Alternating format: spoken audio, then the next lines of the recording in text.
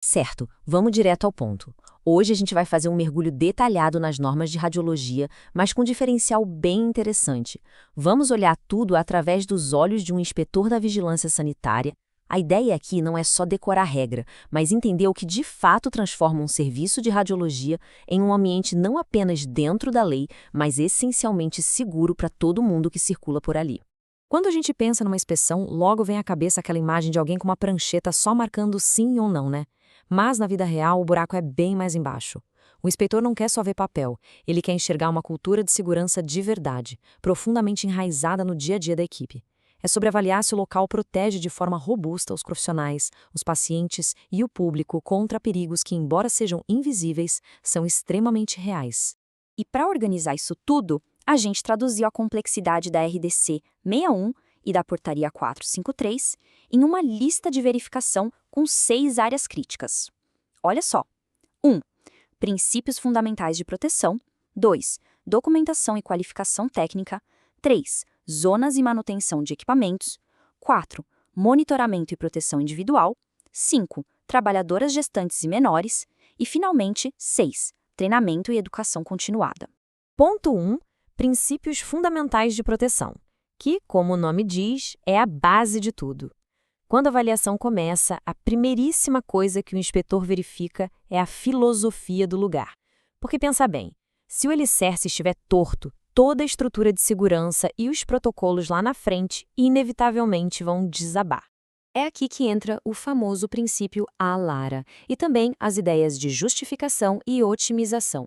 E olha, o ALARA não é só um conselho bem intencionado, tá? Ele é a linha de base legal e ética da coisa toda. Isso exige que as exposições à radiação só aconteçam sob condições totalmente otimizadas, ou seja, extrair o máximo de benefício clínico com o menor risco possível, sem negociação. Vamos para o ponto 2, documentação e qualificação técnica. Antes mesmo de alguém pensar em ligar um equipamento para mostrar para o inspetor, é preciso provar que a casa está em ordem. E isso significa ter a papelada certa e aprovada e, claro, as mentes mais qualificadas no comando da operação. Sabe qual é uma das falhas mais comuns nas auditorias? É tratar o plano de proteção radiológica, o nosso PPR, como se fosse um fichário qualquer esquecido numa prateleira. Para a vigilância sanitária, o PPR tem que ser um documento vivo. Ele precisa estar totalmente integrado aos outros programas de saúde ocupacional da clínica, andando de mãos dadas com o alvará atualizado e as nomeações formais da equipe. E falando na equipe, a norma exige uma cadeia de comando super clara que define as exigências para cada cargo, desde o responsável legal e o supervisor de proteção radiológica, passando pelo responsável técnico até os técnicos. Tudo isso garante que, literalmente, nenhuma exposição médica ocorra sem um técnico devidamente qualificado, cumprindo a ordem de um líder certificado. É responsabilidade compartilhada, mas cada um no seu quadrado. Ponto 3. Zonas e manutenção de equipamentos. Agora a gente sai dos papéis e vai para o ambiente físico da clínica, para entender como os riscos invisíveis da radiação exigem fronteiras supervisíveis e uma manutenção impecável das máquinas. Justamente porque a radiação é indetectável aos nossos sentidos, os inspetores dependem de limites espaciais extremamente rígidos.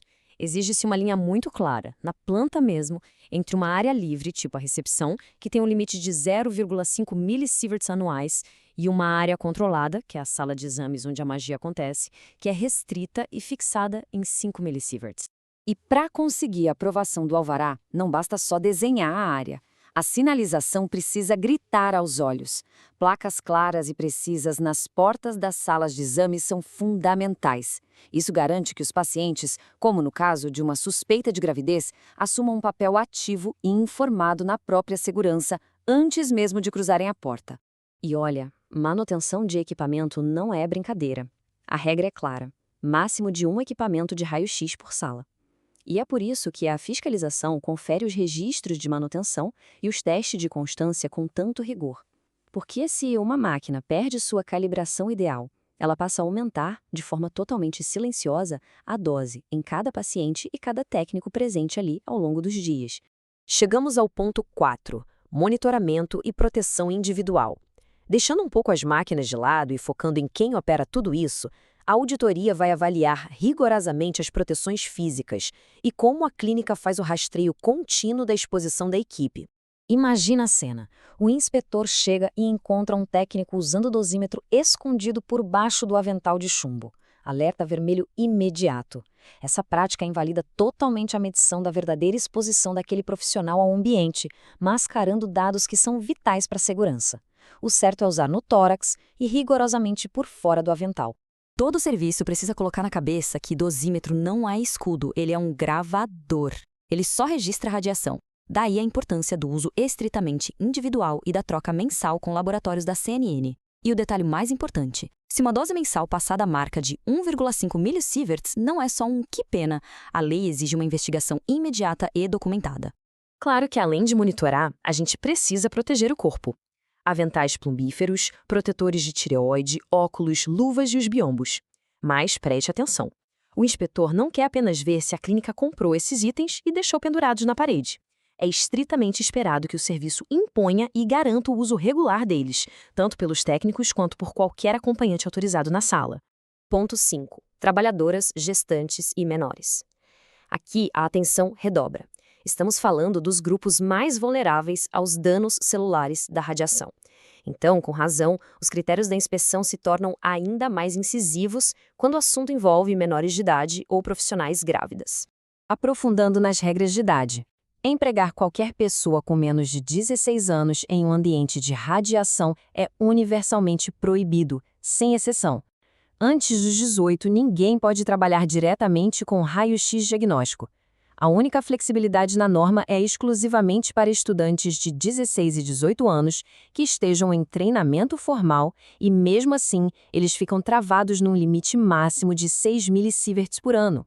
E no caso de uma gravidez na equipe, a profissional deve notificar o responsável legal de imediato, mesmo se for só suspeita. A partir daí, a rotina de trabalho muda na mesma hora, removendo a profissional completamente de qualquer atividade direta com radiação ionizante. Tudo para garantir que a dose no abdômen fique abaixo de 2 millisieverts e que a dose fetal não tenha chance de passar de 1 millisievert. Vamos ao ponto 6. Treinamento e educação continuada. O inspetor sabe perfeitamente bem que você pode comprar a máquina mais avançada e cara do planeta, mas se o conhecimento da sua equipe estiver defasado, tudo isso é inútil. É aí que entra o pilar do ensino contínuo. As regras deixam claríssimo que treinamento não é só uma palestrinha de integração no dia da contratação. Ele tem que ser um compromisso anual, constante e documentado. Precisamos revisar o PPR, relembrar o uso dos EPIs, debater emergências e, principalmente, atualizar a equipe inteira na mesma hora em que uma tecnologia nova cruza a porta da clínica. E aí, o que a gente tira dessa análise toda? Entender a fundo esses padrões rigorosos revela algo gigante. A conformidade regulatória nunca é e nunca foi apenas sobre burocracia ou papelada. É fundamentalmente sobre transformar perigos invisíveis em algo perfeitamente gerenciável. E a grande provocação final para qualquer um que atue na área é a seguinte: o nosso foco está apenas em cumprir um checklist obrigatório ou na verdadeira preservação incondicional da vida de todo mundo que entra e sai da nossa instituição todos os dias?